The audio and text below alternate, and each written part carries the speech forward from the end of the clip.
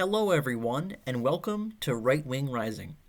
So, 1 week ago today, on March 12th, 2024, Donald Trump officially cleared the delegate threshold of 1,215 that was needed to clinch the Republican nomination for the presidency of the United States in 2024. And this is his third go-around at that. He's kind of become a pro at it. He won the nomination in 2016 against a very, very loaded field of a lot of high-profile Republican candidates, and he went on to shock the world and win the presidency in 2016. He obviously clinched the nomination in 2020 since he was the incumbent and lost to Joe Biden. And now he's trying to get redemption and become the first president since Grover Cleveland did it in the 1800s to win a second non-consecutive term to the presidency here in 2024. And now he can focus on doing just that and put the primary behind him and be full steam ahead toward the general election and put all his resources toward defeating Joe Biden and reclaiming the White House to take this country back and stop the destruction of this country by the Democratic Party, with Joe Biden serving as the face of that destruction and the collapse of America as a culture, nation, and society as we know it. And the primary has been over for a while. He won it conventionally, beating out all the other candidates. Basically, all of them dropped out after Iowa. Haley stayed in longer, but he won landslide victory after landslide victory against her. And she dropped out 2 weeks ago, the day after Super Tuesday. With Haley out of the way and with the delegate threshold met, all presidential primaries on the Republican side from here on out are purely symbolic and serving as victory laps for Donald Trump to take 95 to 100% of the vote in those primaries. And that is a very good thing. And we can see here that Trump won 73 to 23% of the overall primary vote in all the primary states to this date against Nikki Haley. And that is huge because it shows that 3/4 of the Republican voter base is behind Donald Trump. And it's probably more than that because don't forget, not everyone votes in primaries. A substantially less amount of voters vote in primaries than the general election. The media wants you to believe that Republican voters are not united by Trump and they're not very enthused to go out and support him, but that's simply just not true. Because against a fairly serious challenge from Nikki Haley, obviously she's more of the moderate wing of the party. Maybe if she's more conservative, she would have been able to mount a more serious challenge to Donald Trump, but it still was a fairly significant challenge to him, as Nikki Haley is a fairly well-known commodity in conservative politics. She was the governor of South Carolina and also Trump's UN ambassador, so her name has been around for a while. She's not a complete unknown and has some name recognition with voters. Trump was able to clinch the nomination in convincing fashion, doing as well, or a little better in some cases, than Joe Biden did in the Democrat primaries, and he's the incumbent. And you could say Trump is the quasi-incumbent since he's a former president, but it's not the same thing. He's not the sitting president running basically unopposed, because that's what Biden's doing, and he still cannot get the convincing margins that an incumbent president usually does get in the primaries running for re-election. Now, without further ado, let's look at the 4 states that held their primaries last week that combined to push Trump over the finish line to get the nomination.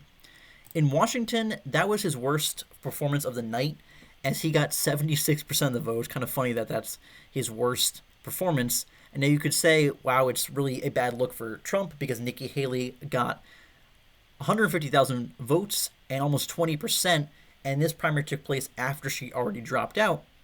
But a large reason for that is a lot of mail-in ballots had already been cast in the state of Washington for Haley before she dropped out. And considering this is a state that is a pretty safe Democrat state, has not voted Republican in a long time, and certainly has not voted for Donald Trump in either 2016 or 2020, this is really nothing to be worried about for Trump, as it's a state he will not be worrying about in the general election all that much, or hoping to win. And then moving to Mississippi, he got 93% of the vote. And similarly, in Hawaii, he got 97% of the caucus vote. And between Hawaii and Mississippi, we can see that the Republican Party and the Republican voters are united behind Trump. He has consistently over the years had a 90+% approval rating among Republican voters. So contrary to what the media will have you believe, Trump is really not losing his coalition, especially shown in the last state from last Tuesday in Georgia, where he got 85% of the vote. And again, you could say, wow, Nikki Haley still pulled in 75,000 votes and 13% of the vote. That's not good for Trump, especially when she'd already dropped out. It's kind of like protest against Trump. But again, I would say to that, mail-in ballots for Haley had already been cast before she dropped out. So it's really not that alarming. And we look down here, even New York Times says that most of the early voting window in Georgia was before Nikki Haley dropped out. And while she was receiving a modest share of the early and absentee votes by mail, she was receiving less than 5% of the ballots cast on Election Day. So that meant 95+% of Republican voters that went to the polls on primary day were more than enthused to vote for Donald Trump. That is very good, very, very good for the now nominee of the Republican Party. He is very strong going into the general election. As a non-incumbent, he wiped the floor with the opposing primary candidates, winning in a landslide and very quickly ending the primary, just as quickly, I might add, as Biden did, who's the incumbent. As the non-incumbent, he wrapped up the nomination process as fast as Biden did. Biden should have wrapped it up sooner, you would think, but they wrapped it up at the same time. In a future video, I will talk about a little more how Biden has done very, very poorly in the primary, and that's something to be very concerned about voter enthusiasm on the Democrat side going into the general election in November.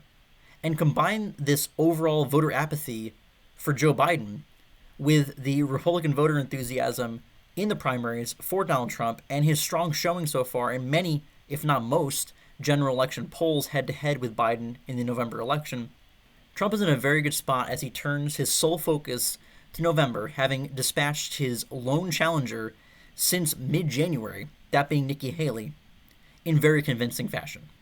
And it was a symbolic victory for the conservative wing of the Republican Party to see that 3/4 of Republican voters support Trump's policy platform, and that the voters want to continue the GOP to be pushed to the right on issues such as immigration, trade, sending money and aid to foreign countries, bringing jobs back home, peace through strength and not getting involved in more foreign wars, a focus on the well-being of our own citizens, of our own borders, instead of the citizens and borders of other countries. And by defeating Nikki Haley and the more moderate establishment wing of the party, it cements that voters do not want to return to the neoconservatism, establishment, Bush-type Republican of years past. And Trump needs to win the general election this November for no other reason than to cement his policy platform as the future of the Republican Party. Because those policies are popular among the large majority of Republican voters and will help push America in the right direction for the long term.